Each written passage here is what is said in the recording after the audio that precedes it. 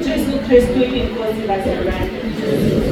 Limbingelele egameni likaJesu Kristu waseNazaretha.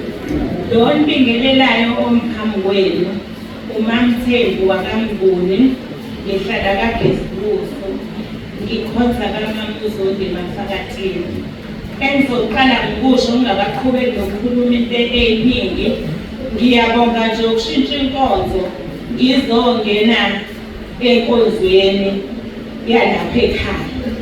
Kuyangithokozisa nje kakhulu ngendlela emangalisayo, ngoba kwathi mangilithola ikhaya lezwi ngihlangana nobaba angazi uNkulunkulu wami ongifundise ngalolu hlobo, wangenza umuntu, wangenza umfelokazi ohleli kuJehova, ohamba noJehova, ongafuni lutho noma ngingedwa kwami, anginako ukwesaba ngoba ngiyazi ukuthi uNkulunkulu ukhona. Ngiyabonga-ke bakwethu ukuze ekhaya lezwi nithobekile, nibahle, niyabonakala ukuthi ngabantwana bakaNkulunkulu. Awuzange ubabone abantu abaningi kangaka abagcwelile, kodwa begcwele intobeko bonke. Noma ngabe sekuyadliwa laphayana yonke into iyi-order, noma kwenziwani yonke into ihamba ngendlela kaNkulunkulu. Ngiyambonga uNkulunkulu. Hayi nebranch yami ngiyambonga uMaMthembu, naye ezokhuluma ngokuthobeka nabazalwane bonke. Kuthi mangayile ngisho enkonzweni kube khona ubuhlungu, kube ngathi ngonile, engathi khona into engingayenzanga. Engifuna ukusho-ke kakhulu bazalwane, ngiye ngagula njengoba ningibona ngihleli phansi nje, amandla izolo bengingenawo, bengingezwa nokuthi bengathiwa ngabe sengilalela ekorido phansi ngilale ngendlela umzimba wami obungavumi ngayo. Bengivaleke namadlebe, kubuhlungu amadlebe, lo mkhuhlane nje, yonke into bengingahleki. Kodwa ngicela ukusho ukuthi namhlanje ngenxa yegama likaJesu, uJesu KRISTU UYINKOSI, wenza izimanga izolo. Ubaba bethi niyabasukuma abagulayo, ngasukuma. Ngiyabona manje nginamandla nokuma phambi kwenu, bengeke ngime nakuma ngoba inkonzo yezola ngiyilalelanga kahle, bengigula kakhulu.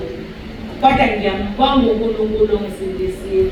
Bengisemkhulekweni kokuthi Nkosi yami ngicela ukuthi ungisize ngiye ku-Good Friday. uNkulunkulu ungivumeleke ngoba nanku ngikwazile ukuhamba noma ngigule. Bazalwane okunye ngiyabonga kakhulu, ngibonga uNkulunkulu osithandile ukuthi kade ngiyinkuni zokubasela isihogo ngaphansi ngishe ngenxa yezono, nengenxa yobubi, nangenxa yokwenza konke uNkulunkulu angakufuni. Kodwa nafika uNkulunkulu ovusa uMaMthembu nobaba uMthembu ukuthi bazosiza abantu abaningi kangaka emhlabeni. Inhliziyo yami iyamangala, nginokubona ukuthi ngampela uNkulunkulu ukhona. Ngimileke lapha kwami ngoba bengumuntu osabayo, ngingumuntu onovalo, noma kuhlwa onovalo, kodwa uNkulunkulu esimkhonzayo waqeda uvalo, luyaphela uvalo uma uKristu Jesu. Amen. Nezimpi eziningi ezisihlaselayo ziyaphela. Ngabo nje abaseRoma 10:9 benza izimanga empilweni yami, noma kufika isithe ebusuku, hayi ngiyalwa abazalwane naso, ngoba ngibiza le gama ngithi uJesu KRISTU UYINKOSI, ngithi uJesu KRISTU UYINKOSI, yonke imoya iwaphansi. Ngike ngahlaselwa ngisho nawo otikeleshe bewu4. Hayi bengihlasele bazalwa ngathi uJesu UYINKOSI. Ngizwa kahle kade ngiphakama ukuthi bengasakwazi ukuphefumula, bekunalento engathi nje kunemoya emini. Kodwa ngathi mangisho ngithi uJesu KRISTU UYINKOSI, uJesu KRISTU UYINKOSI, babe waphansi. Ngamthatha omunye ngamshaya odongeni wafahla ekhanda. Uney'khaya utikolosho bazalwane, uthe sefahla ekhanda wavuka weza kumina futhi.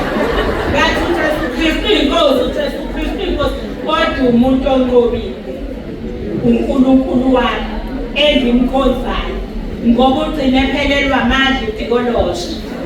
Asihlaleni-ke kuJesu. Ngiyabonga-ke nangalezwi elitholakalayo laphaya ku-Isaya elithi ungesabi, ungapheli amandla, ungashawa nawo uvalo. Masihleli kuJehova kudingi sibe novalo sabothi kolosha.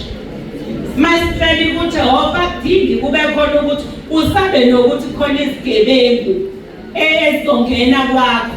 Noma ngabe uwedwa umuntu wesifazane kodwa sivikelekile bazalwane. Ngithi asihlaleni kuJehova, ngifisa ukuhlala nje ngimkhonze ngize ngiyongena ethuleni.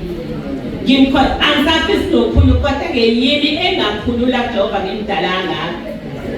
Ngoba phela ngiyabona iy'ngane ukuthi zona zibuye zilingeke yilokhuyana. Yini eseyingangilinga, yini engingayenzanga, ngoba ngiyoba ngithi ngangiyisoni ngikwenze konke bazalwane. Angisasifuni isoni, ngiyasinyanya. Ezinye izona engiye ngithi uma ngisicabanga ngithi hawu kodwa uNkulunkulu wami ngangisaphila. Ngikwenze kanjani lokhu? Ngakwenza kanjani futhi lokhu? Ubone ukuthi hayi bo, isono siyinto ekhona sikhulu. Uhamba unuka yonke indlela le ma ungakhona ukungena Jehova. Kodwa wangena Jehova, hayi uyasenzela umusa.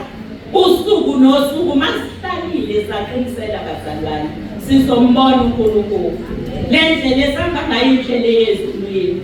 Ngiyabonga uJesu Kristu inkosi.